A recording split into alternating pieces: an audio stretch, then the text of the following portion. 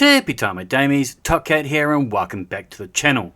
One of my favourite grenades got some much needed love, becoming a lot more versatile. And when paired with the reworked Verity's Brow helmet, our nades took that little blue pill to stay harder for longer. We start with that Chaos Accelerant aspect. This will allow us to overcharge our grenades, making them deadlier and more effective. We're utilizing the Magnade. Instead of this acting like its usual sticky self, it's going to release a short range Void Blast, kinda like a directional Scatterade.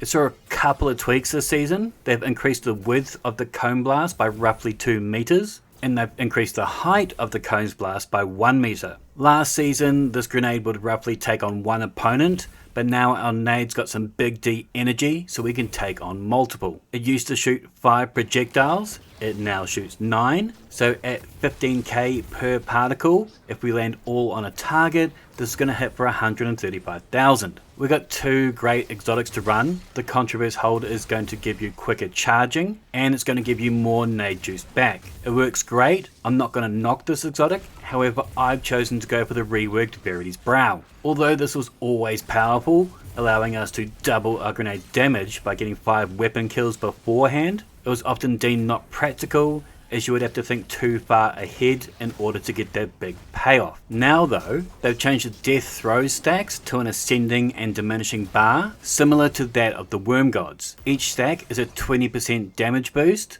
At tier 1, we have it for 8 seconds.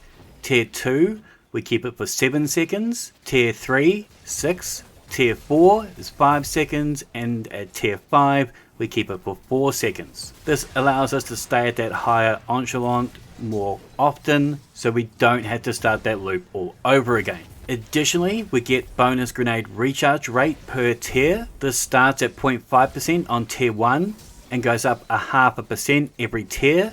So at 5 tiers, we have an additional 2.5% increase per second. So now at max stacks, each of those particles are going to hit for 30k, and if we land all of them on a single target, it's going to do 270,000 damage. Now this is strong enough to one bang out some champs depending on levels, but it'll easily take care of your Banes and Mages. We're going to be running Echo of Undermining as well, so with that our Void Blast will weaken targets. So anything it doesn't kill is going to be easier to finish, with this weakening effect lasting 6 seconds. We're running that tried and true Feed the Void. This is going to give us Devour whenever we get an ability kill. With Echo of Persistence, this is going to push that timer out to 15 seconds every subsequent kill we get. I'm running Echo of Instability.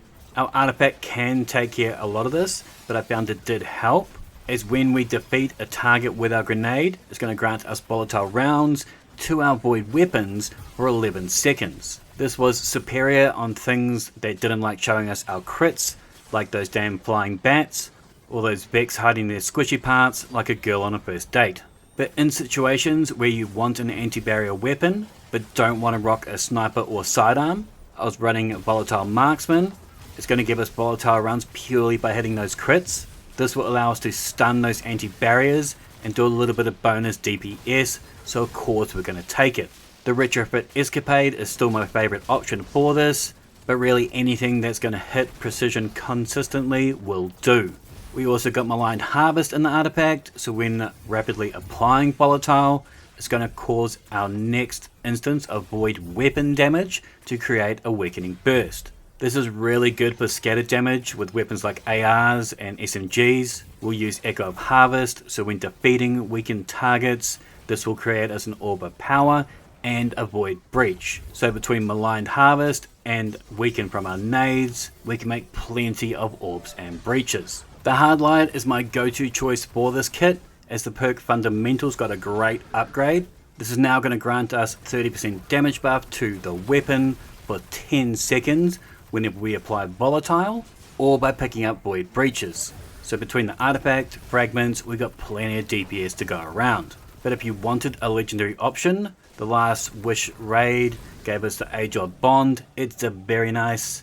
It's got both repulsor brace, so when we defeat targets with those purple space aids on them, it's going to give us an overshield, which is extended thanks to persistence. And it's got the stabilizing rounds on it. This also got a buff this season, It now extends out the timer and has a reduced internal cooldown from 4 seconds to 1.5 seconds between applications, which results in more purple. Running something with destabilizing rounds, no matter what it is, it's going to give you a little more splash damage to benefit this build immensely. The last column of the artifact, we've got Void Flux. This is similar to destabilizing rounds, but when we defeat weakened targets with a void weapon, it's going to apply volatile to nearby targets. A few mods I've been favouring, we've got Firepower.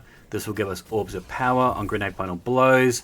I stacked it twice so we can make an orb every 5 seconds. Thanks to Devour and the Verity's buff, we can get our grenades back in as little as 5 seconds if all things stack up appropriately. I'm running one innovation mod. This reduces our grenade cooldown each time we pick up an orb of power by 10%, and I've got orbs of restoration. This is going to reduce our lowest charged ability by 10%.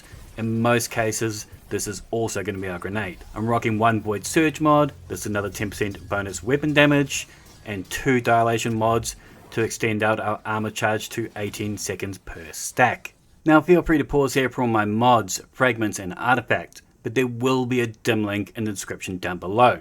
Now it's going to be hard to put down your Arc Geomag build this season, no doubt, but if you are Void at heart, this Void Space Magic kit is immensely fun. It's always been one of my favourite animations in the game, and now we can chain it a lot easier and handle harder content better. But I'd love to know your thoughts in the comments down below.